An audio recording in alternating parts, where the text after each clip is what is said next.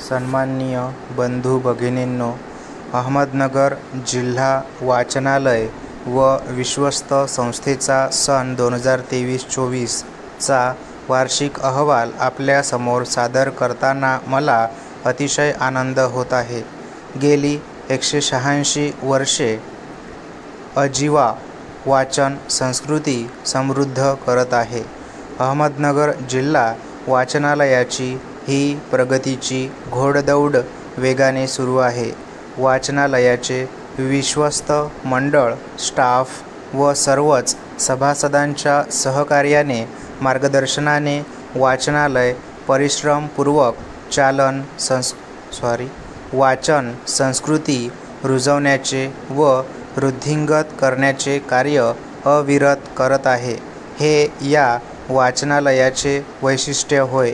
महाराष्ट्रात सर्वात जुन्या असलेल्या या वाचनालयात आज सुमारे 1,32,000 पुस्तके आहेत. तसेच 3,500 वाचक सभासद वाचनाचा लाभ घेत आहेत. आपल्या ऐतिहासिक अहमदनगर शहरात अहमदनगर जिल्हा वाचनालय दिमाखात कार्यरत आहे, याचा आनंद होत आहे. संस्थेचा मुख्य उद्देश वाचन साहित्याचा संग्रह करणे, जपणूक करणे, त्याचा प्रचार करून वाचन संस्कृती वाढविण्यासाठी सर्वांना प्रोत्साहन देणे असा आहे. परिच्छेद. आपले अहमदनगर जिल्हा वाचनालय जिल्हा अ दर्जाचे असून स्वतःची सुसज्ज वास्तू आहे. जिल्ह्यातील वाचनालयांना व नवीन वाचनालयांना दीपस्तंभाप्रमाणे मार्गदर्शन करत आहे. साखळी योजना प्रभावीपणे राबवित आहे.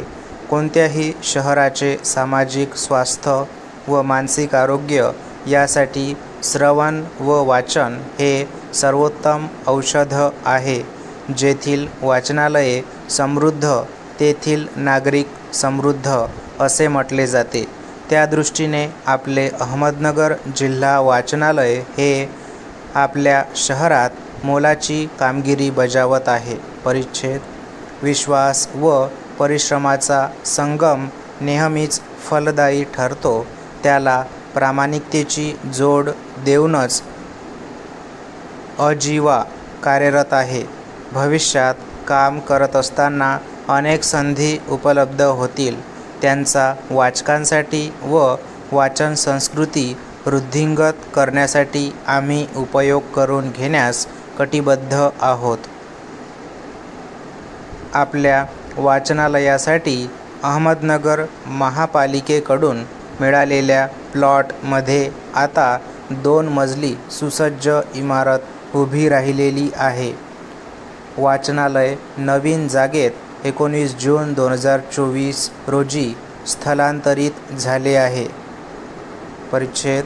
दुर्मिळ पुस्तकांचे डिजिटायझेशनसाठी पुणे नगर वाचन मंदिर यांनी सहकार्य केले आहे. 500 दुर्मिळ ग्रंथांचे डिजिटायझेशनचे काम पूर्णत्वास गेले आहे. सध्या वाचनालयात लायब्ररीचा प्रकल्प सुरू असून नजीकच्या भविष्यकाळात हा प्रकल्प पूर्णत्वास नेण्याचा मानस आहे. अहमदनगर जिल्हा वाचनालयाच्या विस्तारीकरणाचा प्रस्तावही विचाराधीन आहे. आजच्या सोशल मीडियाच्या युगात विद्यार्थ्यांनी वाचनाकडे वळावे यासाठी विविध कार्यशाळा, कार्यक्रम, परिसंवाद याचे आयोजन करण्यात येणार आहे. भविष्यात हे वाचनालय सर्वतोपरी समृद्ध होऊन त्याचा नावलौकिक महाराष्ट्रातच नव्हे तर संपूर्ण देशात वाढेल असा विश्वास आहे.